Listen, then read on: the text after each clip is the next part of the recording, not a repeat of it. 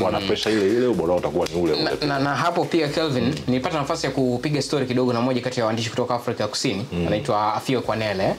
Akawa ananiambia kwamba kucheza, kwa maana kwamba ya Stellenbosch kwenda kucheza kwenye dimba lile, kwa maana wanapoenda kucheza kwenye mji wa Durban katika dimba lile, ni kwamba ni uwanja ambao hawana ugeni nao, kwa sababu hata kuna baadhi ya mechi za ligi wamecheza pale, lakini pia michuano ya kikombe walicheza pale. By the way, wakafungwa na Mamelodi Sundowns bao 1-0 kaondoshwa, lakini pia ndo pale Singizini kwenye michuano ya hatua za awali, michuano ya kombe la shirikisho, walipiga mtu tena bao 5 pale. Singizini alikufa 5 pale. Kwa hiyo ni timu ambayo ukizungumzia kuhusiana na venue hawana ugeni nayo.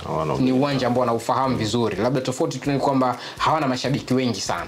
Kwa hiyo labda ndo athari ambayo labda inaweza ikawepo, kwamba hawana mashabiki wengi na mahala ambako wamepeleka mchezo na vitu vingine kama hivyo. Lakini kusema labda wote tutakuwa ugenini, hiyo ni kitu ambacho kina tofauti. Lakini kwa ule moto wa kipindi cha pili, namna ambavyo walinyanyuka, maana yake mimi najaribu kufikiria na naona kwamba inawezekana wakiwa nyumbani ndio style watu waenda kucheza kuanzia mwanzo, kwa sababu nadhani pia kilichochochea kipindi cha pili, baada ya kuona wako nyuma, wakawa wanalazimisha kutafuta kitu.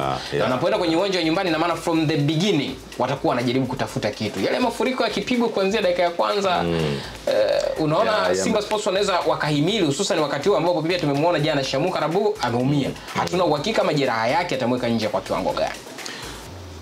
Stellenbosch dakika 5 za kipindi cha pili zilidhihirisha namna ambavyo taasisi ya inayosimamia klabu hiyo, ambayo pia ni academy kimsingi, jinsi walivyokuwa makini katika kumtazama mpinzani kimbinu na kumsoma na kutafuta suluhisho la namna ya kuamua mchezo. Katika kipindi cha kwanza walimheshimu Simba, hawakuwa wakishambulia kwa wingi, walikuwa wakijaribu kufanya blocking kwenye maeneo ya chini, lakini pia walijaribu kufanya pressing mara kadhaa, lakini kwa sababu walitambua hawataweza kupishana nao kulingana na ubora kwa tofauti, wakasema sasa hizi dakika 45 za kipindi cha kwanza, hebu tuzitumie kumsoma zaidi Simba ni kitu gani ambacho anaweza kukifanya na kipi ambacho hawezi kukifanya. Na baada ya kugundua ya kwamba Simba ni wadhaifu katika kuzitumia nafasi katika ubora ambao unawatakiwa, wakaamini kwamba dakika 45 za kipindi cha pili zitakuwa ni za kwao, na kiukweli zilikuwa ni za kwao kwa namna ambavyo walikuwa wanacheza. Niliweza kusema kwamba Stellenbosch wanategemea vitu vitatu. Cha kwanza, kujiamini, belief, lakini cha pili,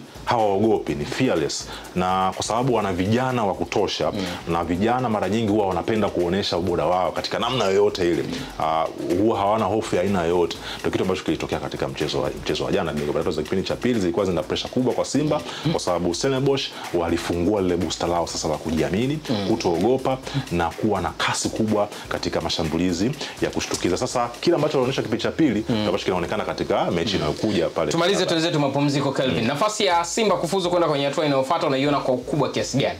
Nawapa 60% za kufuzu. 60%? 60% na kufuzu. 40? 40% za hatari. Hizo 40% hizo ni za hatari ya Stellenbosch ambayo inabidi wapambane nayo. 40 ambazo ni za Stellenbosch ni kubwa zaidi ya 60 za Simba. 40 za Stellenbosch kushinda mechi hiyo ni kubwa zaidi ya 60 za Simba. Kwa sababu 60 za Simba zipo katika goli moja.